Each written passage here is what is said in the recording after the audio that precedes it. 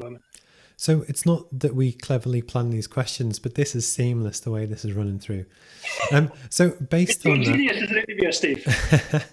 But so on Saturday, it was World Mental Health Day.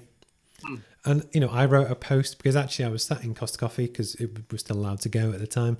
And it was almost so I started my own business last October. Yeah. And I've realized earlier today that I've pretty much worked all year. I haven't had a break.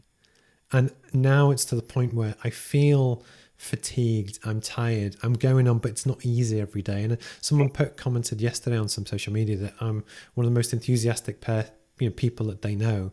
But it's like, it's now the whole lockdown and without going for a break and a holiday, it's starting to kind of get to me.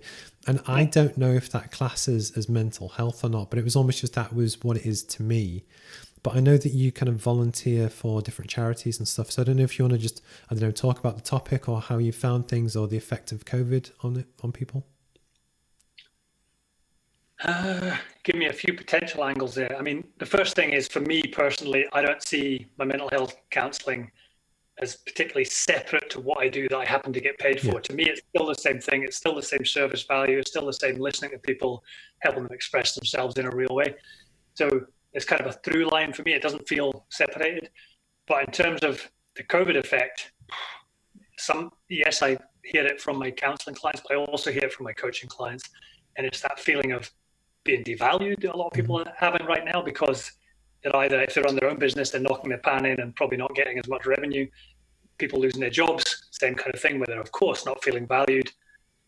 So, yeah, it's going to have a massive impact on many, many millions of people's mental health. But in terms of people like you and me who are, ostensibly still doing okay, you've still got the kind of the lack of freedom and the feeling of maybe concerns, certainly in the earlier stages, the concerns over health.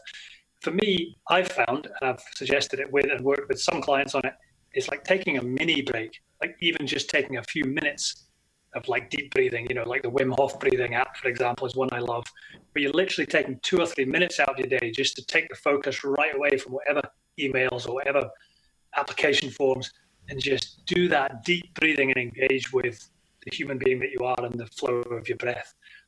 And again, I don't want, it might sound cliche, it's not meant to, it's not even that I'm doing yoga or something deeper, but just that engagement with yourself and with that kind of vital oxygen flow can be enough to kind of give you some mental respite, because your brain, when you're doing that breath hold Wim Hof technique, have you ever done it? I don't know what it is, but I will Google it after this. You need to have a shot of it. Wim Hof. Okay. I think it's WIM and then HOF. There's a great documentary about him as well. But look him up, try the app. It's free, it's brilliant. And it's like a 3 or 4 minute just total mental break in your day. You just lie down on the floor or whatever and just do the breathing exercise with his voice in your ears.